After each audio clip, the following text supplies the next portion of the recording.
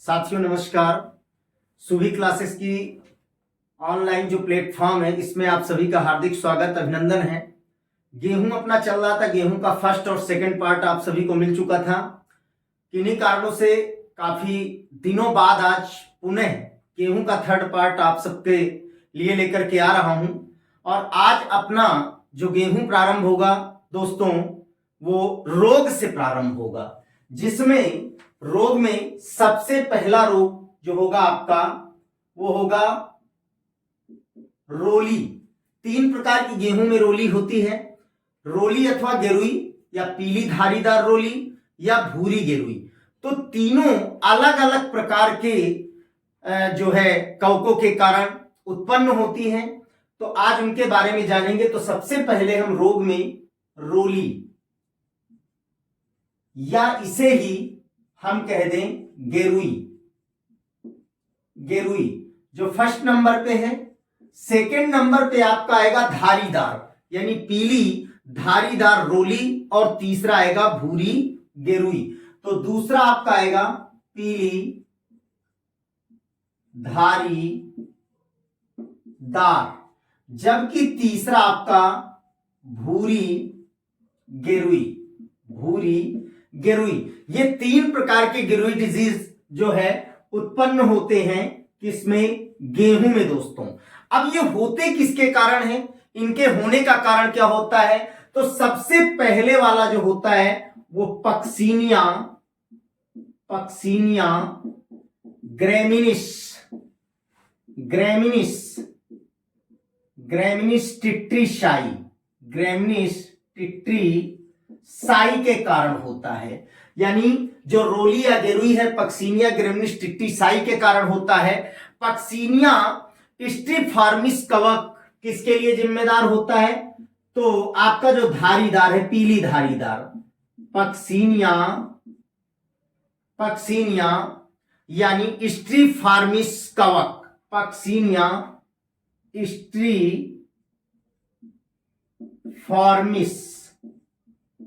कवक, जिसके द्वारा उत्पन्न होती है भूरी गेरुई पक्सिनिया रिकॉन्डिटा टिट्रीशाई। किसके कारण? पक्सिनिया,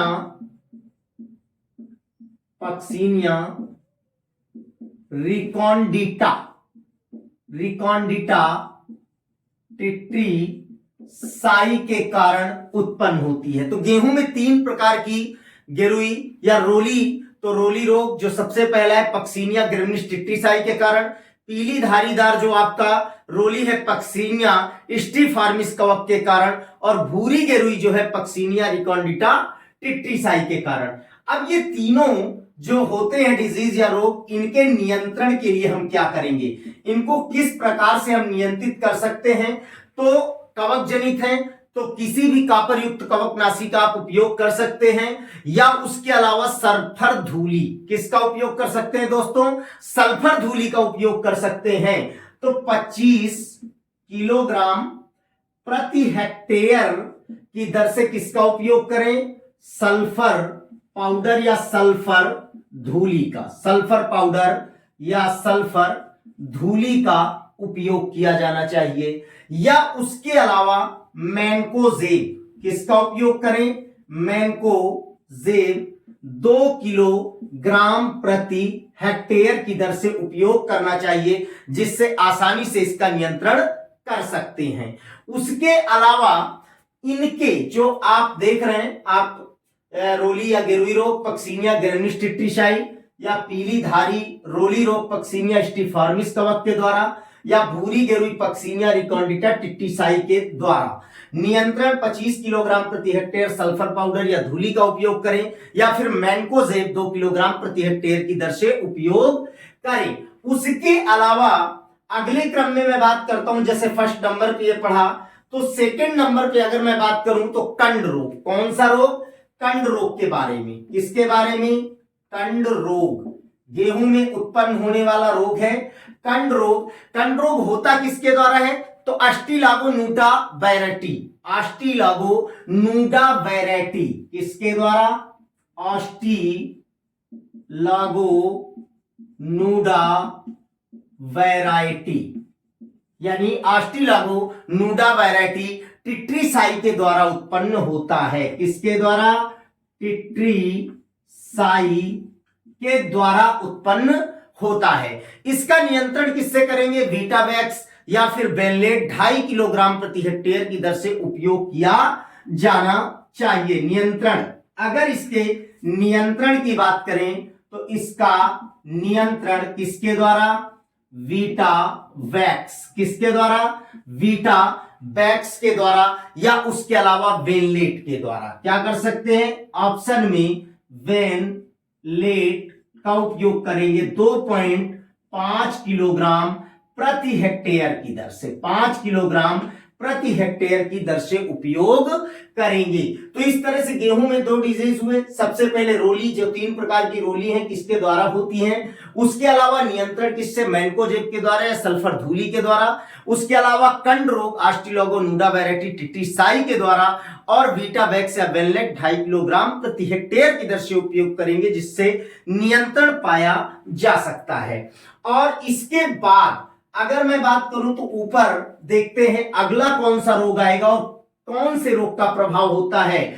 तो बिल्कुल करनाल बंट डिजीज का नाम है दोस्तों, करनाल बंट। सीधा सा नाम से स्पष्ट हो जाता है। अगर मैं यहां लिखता हूं करनाल बंट, करनाल बंट यानी तीसरे नंबर पर, तो सीधा करनाल बंट जो नाम पड़ा है, करनाल एक डिस्ट्रिक्ट है जो हरियाणा में है। कहां पर है? 1930 के आसपास इसको एक वैज्ञानिक के द्वारा खोजा गया था। 1930 कहां पर? 1930 में करनाल, करनाल राज्य का नाम है, स्टेट का नाम है हरियाणा। हरियाणा, हरियाणा में एक वैज्ञानिक के द्वारा जिनका नाम था मित्रा। क्या नाम था दोस्तों? मित्रा, जिनके द्वारा इस डिजीज का पता, करनाल बंट का पता एक पौधे पर, किस पौधे पर? जो गेहूं का पौधा था और वो प्रायोगिक पौधा था, उस प्रायोगिक पौधे पर खोजा गया। प्रायोगिक पौधे पर क्या किया गया दोस्तों? खोजा गया। कहां खोजा गया?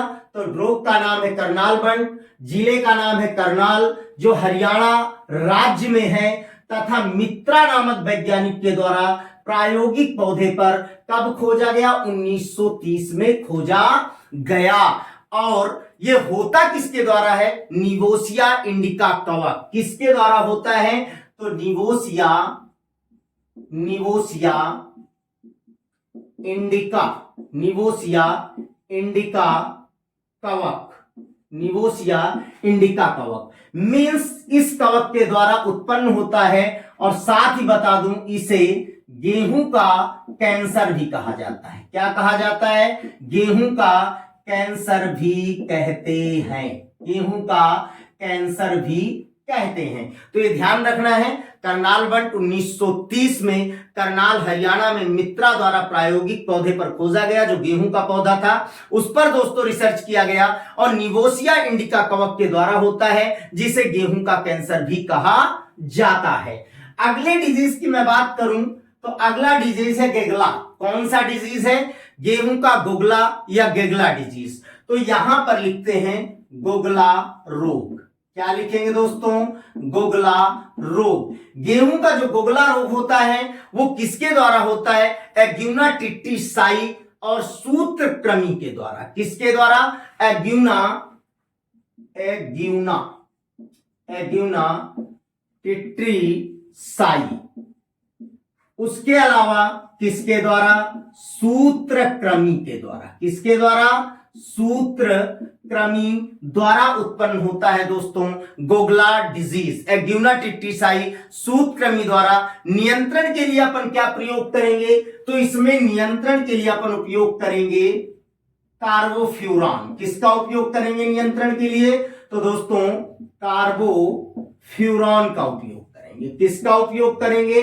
कार्बोफ्यूरॉन या उसके अलावा फ्यूराडॉन का उपयोग करेंगे। किसका उपयोग करेंगे? फ्यूराडॉन का उपयोग करेंगे। तो गुगला डिजीज एग्यूना टिट्रीसाई सूत्रकृमि द्वारा कार्बोफ्यूरॉन या फ्यूराडॉन नामक मेडिसिन का उपयोग करके इसका हम नियंत्रण कर सकते हैं। उसके अलावा अगले डिजीज में अगर बात करते हैं तो सबको पता है, 12th बायोलॉजी की बुक में भी है, टुंडू रोग, सेरू या टुंडू। तो 5वें क्रम में हम बात करते हैं किसकी? टुंडू या टुंडू डिजीज की। किसकी बात करते हैं? टुंडू रोग की। टुंडू रोग, गेहूं में लगने वाला रोग, टुंडू रोग की बात करते हैं। टुंडू रोग कोर्नी बैक्टीरियम जीवाणु एवं सूत्रक्रम के द्वारा होता है। किसके द्वारा? कोर्नी बैक्टीरियम। कोर्नी बैक्टीरियम किसके द्वारा? कोर्नी बैक्टीरियम। प्लस उसके अलावा मैंने बताया किसके द्वारा? सूत्रक्रमी द्वारा। सूत्रक्रमी द्वारा भी होता है। जो टुंडू रोग है गेहूं में, वो किसके द्वारा दोस्तों होता है? तो कोर्नी बैक्टीरियम जीवाणु एवं सूत्रक्रमी द्वारा। किसके द्वारा? सूत्रक्रमी द्वारा। तो सीधी सी बात है, जब सूत्रक्रमी द्वारा है तो बिल्कुल सोचने की जरूरत नहीं है। नियंत्रण में उपरोक्त यानी कार्बोफ्यूरॉन या फ्यूराडॉन का उपयोग करेंगे। किसका उपयोग करेंगे? कार्बोफ्यूरॉन व फ्यूराडॉन का उपयोग करेंगे। उसके अतिरिक्त ध्यान देंगे 20% NaCl के घोल से बीजों का उपचार किया जाना चाहिए। यहां तो मैंने बता दिया कि अगर सूत्रक्रम की बात आ जाए तो उपचार कौन सा हो जाएगा? उपरोक्त। क्या हो जाएगा? उपरोक्त हो जाएगा। बाकी 20% क्या करना है? NaCl के घोल से उपचार। NaCl के घोल से क्या करना है? उपचारित करना है। अगर आशंका है बीजों में कि इस रोग की आशंका है तो 20% नमक के घोल का उपयोग करना चाहिए। उपचारित करके बीजों की बुआई करनी चाहिए। तो इस तरह से टुंडू रोग तक की बात हुई। अगले डिजीज की मैं बात करता हूं तो अगला डिजीज आपका आएगा गेहूं का, बड़ा इंटरेस्टिंग है, वो है मोलिया। क्या है? मोलिया। अमूमन राजस्थान में अगर हम बात करें तो जो ब्लैक फेस वाले आपके बंदर होते हैं उन्हें मोलिया नाम से जाना जाता है या मोलिया नाम से पुकारा जाता है। तो छठा डिजीज जो होगा वो होगा मोलिया रोग। कौन सा होगा? मोलिया रोग। अब मोलिया रोग की जब हम बात करते हैं तो मींस इसकी एक विशेषता होती है कि यह उछल कूद करता है, इसलिए इसका नाम मोलिया रोग रखा गया। उछलता है, बंदर की भांति उछल कूद करके फैलने का कार्य करता है। हेटेरोडेरा एविनी, हेटेरोडेरा एविनी के द्वारा होता है। किसके द्वारा होता है? तो हेटेरोडेरा एविनी, हेटेरोडेरा एविनी के द्वारा उत्पन्न होता है। सूत्रक्रम सिस्ट निमेटोड, यानी मींस लिख सकते हैं सूत्रक्रमी सिस्ट निमेटोड, निमेटोड, यानी इस रोग के लिए यह जिम्मेदार होता है हेटेरोडेरा एविनी या सूत्रक्रमी सिस्ट निमेटोड के द्वारा उत्पन्न होता है। सिस्ट निमेटोड कहते हैं। अब इसका उपचार कैसे करेंगे? तो सीधी सी बात है, उपचार के लिए सबसे उत्तम है कि उचित प्रकार का फसल चक्र अपनाया जाए। उचित प्रकार का फसल चक्र अपनाया जाना चाहिए, यानी फसलों को हेर फेर कर बदल करके बोना ही फसल चक्र कहलाता है। और इस रोग से बचाव के लिए उचित फसल चक्र अपनाने चाहिए, क्योंकि प्रभावित क्षेत्र ज्यादा जो सूत्रक्रम डिजीज होते हैं, जड़ क्षेत्र किसी प्लांट्स का ज्यादा प्रभावित होता है। और मैंने बताया कि हेटेरोडेरा एविनी के द्वारा सूत्रक्रम सिस्ट निमेटोड भी कहते हैं। और मोलिया रोग बंदर की भांति उछल कूद करके संपूर्ण जो है क्षेत्रफल को तबाह करता है, फसल को नष्ट करता है। तो इस रोग का इसलिए नाम रख दिया गया मोलिया।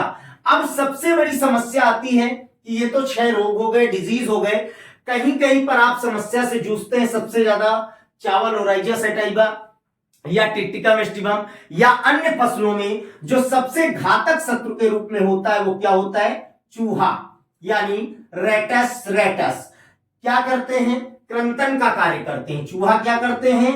क्रंतन का कार्य करते हैं। नुकीले तेज धारदार दांत होते हैं जिनसे फसलों को काट देते हैं, नीचे से नष्ट कर देते हैं, गिरा देते हैं। तो इनके लिए उपयोग क्या करना चाहिए? तो इनको नष्ट करने के लिए कृंतकनाशी का उपयोग किया जाना चाहिए। किसका उपयोग किया जाना चाहिए? कृंतकनाशी का। जैसे मोलस्का को नष्ट करने के लिए मोलस्कोनाशी है, कृंतकनाशी है या बरूथीनाशी है, तो उसी तरह से यहां पर चूहों को नष्ट करने के लिए किसका उपयोग किया जाना चाहिए दोस्तों? कृंतकनाशी का उपयोग किया जाना चाहिए, जिसके लिए सबसे उपयुक्त है रासायनिक उपचार में अगर आप उपयोग करते हैं नियंत्रण के लिए तो जिंक फास्फाइड। किसका उपयोग करेंगे? जिंक फास्फाइड का उपयोग सबसे उचित रहता है। कितना लेंगे? तो 2% चूर्ण का उपयोग किया जाना चाहिए। चूहा नियंत्रण के लिए रेटस रेटस क्या बोलते हैं? रेटस रेटस कृंतक है, यानी इसके लिए किसका उपयोग करेंगे? कृंतकनाशी का उपयोग करेंगे और मुख्य रूप से जिंक फास्फाइड का उपयोग किया जाना चाहिए। उसके अलावा 47 भाग आटा, 47 भाग आटा अगर आप दूसरा प्रयोग करना चाहते हैं तो 47 भाग आटा लेंगे और उसके अलावा प्लस तेल, इनका मिक्सचर कर लेंगे। ये है क्या? तो ध्यान दें, इसे क्या कहा जाता है? प्रलोभक। मींस सबसे पहले विषहीन देना है ताकि चूहे उससे लालच में आ जाएं और उसको बार बार खाने का प्रयास करें। फिर आप क्या करेंगे? विषैला युक्त यानी विषयुक्त प्रलोभक का उपयोग करेंगे और चूहे खाने के बाद क्या हो जाते हैं? मर जाते हैं। और यह भी आपको जानकारी होगी कि चूहों से एक भयानक महामारी युक्त रोग फैलता है जिसे क्या कहा जाता है? प्लेग। सभी जानते हैं चूहों के पिस्सियों के द्वारा प्लेग नामक डिजीज उत्पन्न होता है। तो अगर चूहे मरते हैं तो उनका उचित निपटान और निदान भी किया जाना चाहिए। उसके अलावा और किसका उपयोग कर सकते हैं?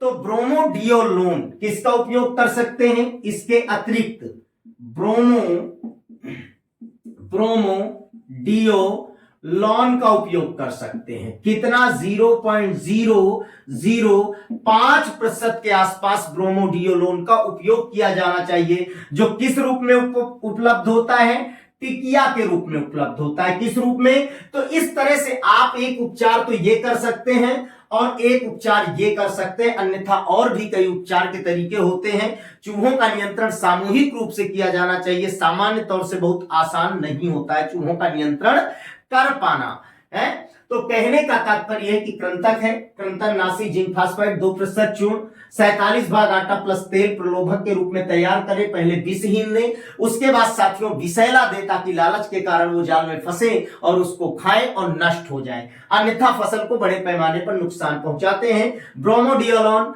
0.05% टिकिया का या तो उपयोग करें इनको नष्ट करने के लिए। तो इस तरह से ये कुछ डिजीज थे और उसके अलावा एक भयानक शत्रु था चूहा, जिसके बारे में अपन ने बात की। और अब हम बात करने वाले हैं कि इस फसल में कौन कौन से खरपतवार उत्पन्न होते हैं, क्योंकि गेहूं मुख्यतः सबको पता है किस ऋतु की फसल है, तो सभी उत्तर देंगे रबी की फसल है। किसकी फसल है दोस्तों? रबी की फसल है। और जब रबी की फसल है तो हम अमूमन जानते हैं द्विबीजपत्री खरपतवार में, द्विबीजपत्री खरपतवार में कौन सा खरपतवार उत्पन्न होता है? सबसे पहले बात करते हैं खरपतवार। खरपतवार विज्ञान का जनक किसे कहा जाता है? वैसे यहां का मैटर नहीं है, लेकिन फिर भी जेथ्रो टुल को कहा जाता है। किसको कहा जाता है? जेथ्रो टुल को खरपतवार विज्ञान का पितामह या जनक कहा जाता है। खरपतवार क्या होते हैं? मुख्य फसल के साथ अनचाहे पौधे होते हैं जो उगाते हैं, जिनका बहुत बड़ा कोई उपयोग नहीं है, लाभ कम होता है दोस्तों, हानि ज्यादा होती है। 12th क्लास का चैप्टर नंबर 4 एग्रीकल्चर में संपूर्ण खरपतवार के बारे में है। तो यहां पर सबसे पहले हम खरपतवारों को 2 भाग में बांटते हैं। पहला एक भाग बांट लेते हैं दोस्तों एक बीजपत्री। कौन सा बांट लेते हैं? एक बीजपत्री। अब एक बीजपत्री को हम इस प्रकार से बांटने का प्रयास करते हैं, कौन कौन से खरपतवार आएंगे इसके अंतर्गत। तो सबसे पहले देखें, जो एक बीजपत्री और द्विबीजपत्री मैंने बंटवारा किया, तो सबसे पहले लेते हैं किसको? जंगली जई को। किसको लेते हैं? जंगली जई को। हालांकि मैंने एक खरपतवार पहले वीडियो में आपको बता दिया था, फेल्विस माइनर, गुल्ली डंडा यानी गेहूं का मामा, जिसका टेस्ट भार या परीक्षण भार 2 ग्राम प्रति हेक्टेयर की दर से दोस्तों मैंने बताया था। जंगली जई ये पहले हो गया था क्योंकि वो मिमिक्री करने वाला खरपतवार है, गेहूं के समान ही दिखाई देता है। यहां जंगली जई जिसका वैज्ञानिक नाम है एविना फटुआ। क्या नाम है? एविना फटुआ वैज्ञानिक नाम है किसका? जंगली जई का। दूसरे क्रम में अगर हम बात करते हैं तो दूब घास। किसकी बात करते हैं? दूब घास। उसके अलावा प्याजी, क्या आ जाएगा आपका? प्याजी। और उसके अलावा आपका आ जाएगा मोथा। ये खरपतवार हैं जो किसके साथ उगते हैं? आपके गेहूं के साथ उगने का कार्य करते हैं। जंगली जई, एविना, फटुआ मैंने बताया। दूब घास की अगर हम बात करते हैं तो दूब घास साइनोडॉन डेक्टाइलॉन, वैज्ञानिक नाम होता है, क्या नाम होता है? साइनोडॉन डेक्टाइलॉन। डेक्टाइलॉन क्या होता है? वैज्ञानिक नाम दूब घास का साइनोडॉन डेक्टाइलॉन होता है दोस्तों। जबकि प्याजी का एस्फोडिलस ट्रेन्यूफोलियम, क्या होता है प्याजी का? एस्फोडिलस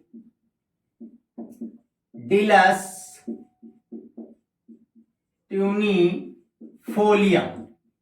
ये किसका? प्याजी का वैज्ञानिक नाम है। जबकि मोथा का वैज्ञानिक नाम होता है साइप्रस रोटेंडस। क्या वैज्ञानिक नाम होता है दोस्तों? Cyperus rotundus. ये एक बीजपत्री खरपतवार है। मींस कहने का मतलब एक बीजपत्री जो एक बीज पत्र वाले होते हैं, जैसा कि आप पढ़ते हैं डाइकॉट एंड मोनोकॉट। मींस बीज दो भागों में, दो दलों में विभक्त नहीं होता है। और सामान्य रूप से इनकी अगर विशेष पहचान की हम बात करें तो इनकी जड़ें अपस्थानिक जड़ें पाई जाती हैं, इनमें मूसला जड़ अनुपस्थित पाई जाती है, ये विशेष पहचान होती है। तो ये सभी एक बीजपत्री खरपतवार होते हैं। उसके अलावा नियंत्रण की हम बात करें तो निराई गुड़ाई के द्वारा नियंत्रण करते हैं। अन्यथा बहुत सारे खरपतवार नाशी हैं जिनका हम उपयोग करते हैं। और यहीं पर मैं द्विबीजपत्री की बात कर लेता हूं। किसकी बात कर लेता हूं? द्विबीजपत्री की। द्विबीजपत्री में सबसे मुख्य खरपतवार है बथुआ, जो बहुत इंपॉर्टेंट है, जिसको चिलवा कहा जाता है राजस्थान की आपकी लोकल भाषा में। तो जो बथुआ है इसका वैज्ञानिक नाम है चीनोपोडियम एल्बम। चीनोपोडियम एल्बम इसका वैज्ञानिक नाम है, जो किसके अंतर्गत आता है? इसका कुल क्या है? तो चीनोपोडियेसी। चीनोपोडियेसी कुल के अंतर्गत आने वाला खरपतवार है। बहुत ही उपयोगी है। जैसे उपरोक्त वालों की हम बात करें तो उपरोक्त खरपतवार केवल पशुचारे के रूप में उपयोग आते हैं, मानव उपयोग में नहीं आते। जबकि ये खरपतवार प्रमुख रूप से पशुचारे के रूप में, किस रूप में? पशुचारे के रूप में। उसके अलावा मानव इसका उपयोग किस रूप में करता है? तो सब्जी के रूप में, साकी रूप में करता है। जिसमें जानकारी के लिए बता दूं कि विटामिन ए प्रचुर मात्रा में उपलब्ध पाया जाता है। तो चीनोपोडियम एल्बम वैज्ञानिक नाम है। बथुआ या सामान्य लोकल भाषा में चिलवा कहा जाता है, जिसका साग या सब्जी के रूप में उपयोग किया जाता है एवं पशुचारे के रूप में उपयोग किया जाता है, जो द्विबीजपत्री खरपतवार के अंतर्गत आता है। नियंत्रण के लिए करना क्या होगा? निराई गुड़ाई तो हम सब करते हैं, लेकिन ट्रिब्यूनल 1 किलोग्राम किसका उपयोग? नियंत्रण की मैं बात करता हूं, इधर कर देता हूं यहां पर ट्रिब्यूनल 1 किलोग्राम प्रति हेक्टेयर। कब उपयोग करेंगे? तो बुआई के 30 दिन बाद। बुआई के 30 दिन बाद हम दोस्तों क्या करेंगे? उपयोग करेंगे। ट्रिब्यूनल का उपयोग करेंगे 1 किलोग्राम प्रति हेक्टेयर की दर से इस द्विबीजपत्री खरपतवार के नियंत्रण के लिए उपयोग करेंगे। इसमें भी चौड़ी पत्ती वाले, सकरी पत्ती वाले खरपतवार होते हैं, उसके हिसाब से खरपतवार नाशी का उपयोग किया जाता है। जैसे 2,4-D है, आइसोप्रोट्यूरॉन है, मेटा सल्फोसल्फ्यूरॉन है। तो यहां पर हम मेटा सल्फ्यूरॉन का भी उपयोग कर सकते हैं, अमूमन 5 से 6 ग्राम प्रति हेक्टेयर की दर से घोल बना करके। तो किसका उपयोग कर सकते हैं दोस्तों? और मेटा सल्फ्यूरॉन का। किसका? मेटा सल्फ्यूरॉन का भी उपयोग किया जा सकता है और नियंत्रण किया जा सकता है। अब रही बात कटाई। सबसे पहले फसल की सारी गतिविधियां हो गई, फसल परिपक्व अवस्था में आ गई है, तो कटाई कब करेंगे? तो गेहूं की फसल की कटाई अमूमन आप सब जानते हैं, अब कटाई का समय आ गया है, होली का समय चल रहा है और लास्ट समय चरण चल रहा है, अब कटाई करने का समय है। तो कटाई कैसे करेंगे? वैज्ञानिक पद्धति पर 20 से 25% नमी पर जब पहुंच जाए तो फसल की कटाई कर लेनी चाहिए। कितने पर? 20 से 25% नमी पर कटाई कर लेनी चाहिए। कटाई करने के बाद थ्रेशरिंग करते हैं। थ्रेसिंग करने के बाद अब कुल मिला के उत्पादन कितना होता है। तो अगर यहां पर हम बात करें उपज, यहां पर उपज क्या प्राप्त होती है, तो एक अच्छी उपज सिंचित क्षेत्र के ऊपर जो एक वैज्ञानिक पद्धति से खेती की गई है, वहां पर लगभग 50 से 55 क्विंटल प्रति हेक्टेयर तक उपज प्राप्त हो जाती है। कितनी प्राप्त हो जाती है? 50 से 55 क्विंटल प्रति हेक्टेयर तक क्या होती है दोस्तों? उपज प्राप्त हो जाती है। उसके अलावा जहां पर शुष्क क्षेत्र है, जल की उपलब्धता कम है या असिंचित क्षेत्र है, कौन सा क्षेत्र है? असिंचित क्षेत्र है। तो वहां पर असिंचित क्षेत्र होने के कारण 20 से 25 क्विंटल प्रति हेक्टेयर तक क्या होता है? उपज प्राप्त हो जाती है। अब रही बात फसल की, उपज प्राप्त हो गई, कटाई कर ली, सबसे मुख्य विषय बनता है कि उसका भंडारण करना होगा। क्या करना होगा? भंडारण। तो जो बीज का भंडारण है वो कितने प्रतिशत नमी पर किया जाना चाहिए? तो लगभग 10 से 12% नमी पर क्या किया जाना चाहिए? भंडारण किया जाना चाहिए। 10 से 12% की नमी पर गेहूं की फसल के बीजों का भंडारण करते हैं। भंडारण में बहुत सारे कीट लगते हैं, लेकिन सबसे प्रमुख कीट भंडारण का कौन सा है? वो है खपरा भृंग। कौन सा है? खपरा भृंग, जो बहुत ही न्यून कमी में उत्पन्न हो जाता है या बहुत कम नमी पर लग जाता है। भंडारण के समय पर दोस्तों एक विशेष बात आपको ध्यान रखनी होगी, डेक्ट्रामेथिन 8 ml प्रति क्विंटल की दर से उपयोग करना है। यहां पर लिख देता हूं डेक्ट्रामेथिन 8 ml प्रति क्विंटल की दर से उपयोग करना चाहिए। किसका उपयोग करेंगे?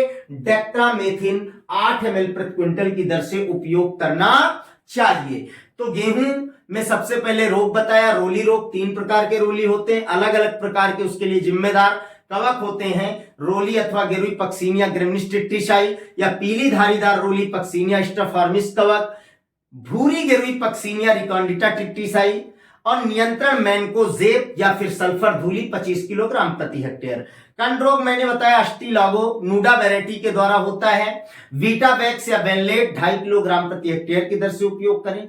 मैंने आपको बताया करनाल बंट, करनाल हरियाणा में 1930 में मित्रा नामक वैज्ञानिक के द्वारा प्रायोगिक पौधे पर खोजा गया था। और निवोसिया इंडिका कवक, जिसे गेहूं का कैंसर भी कहते हैं, जिम्मेदार होता है इस रोग के लिए। गोगला रोग एग्यूना टिट्टिशाई के द्वारा या सूत्रक्रम के द्वारा उत्पन्न होता है, जिसके लिए कार्बोफ्यूरान या फ्यूराडान। टुंडू रोग कोर्नीबैक्टीरियम जीवाणु या सूत्रक्रम के द्वारा, जिसके लिए 20% NaCl यानी नमक के घोल से उपचार करना चाहिए। मूल्या बंदरों की तरह उछल कूद करके रोग फैलता है, जिसके कारण मूल्या रखा गया। और सूत्रक्रम सिस्टोनिमेटोड भी होता है, तो इसके लिए फसल चक्र उचित सबसे अच्छा होता है। चूहा नियंत्रण के लिए जिंक फास्फाइड 2% चूर्ण या 47 भाग आटा प्लस तेल का मिश्रण, जो प्रलोभक के रूप में उपयोग किया जाना चाहिए। गेहूं में खरपतवार मैंने बताया एक बीजपत्री द्विबीजपत्री दोनों तरह के हैं। रबी की फसल है द्विबीजपत्री खरपतवार में बथुआ है, जिसका वैज्ञानिक नाम चीनोपोडियम एल्बम चीनोपोडियेसी कुल के अंतर्गत आता है। और उसके अलावा नियंत्रण मेटासल्फ्यूरॉन या फिर उसके अलावा ट्रिब्यूनल 1 किलोग्राम बुआई से 30 दिन के बाद उपयोग किया जाना चाहिए। जंगली जई, प्याजी, मोथा, दूब घास ये एक बीजपत्री खरपतवार के अंतर्गत आते हैं।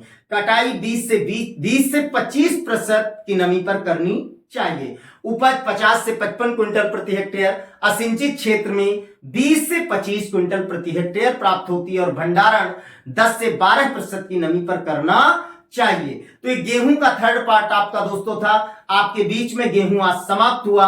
और इसके अतिरिक्त जो है अब आने वाले वीडियोस जो होंगे वो राजस्थान पशु परिचर की जो भर्ती निकली है उस पे एनिमल हस्बेंड्री पर आधारित होंगे, तथा आगामी वीडियो चना और सरसों पर आधारित होंगे। तब तक के लिए दोस्तों धन्यवाद, नमस्कार, फिर मिलते हैं।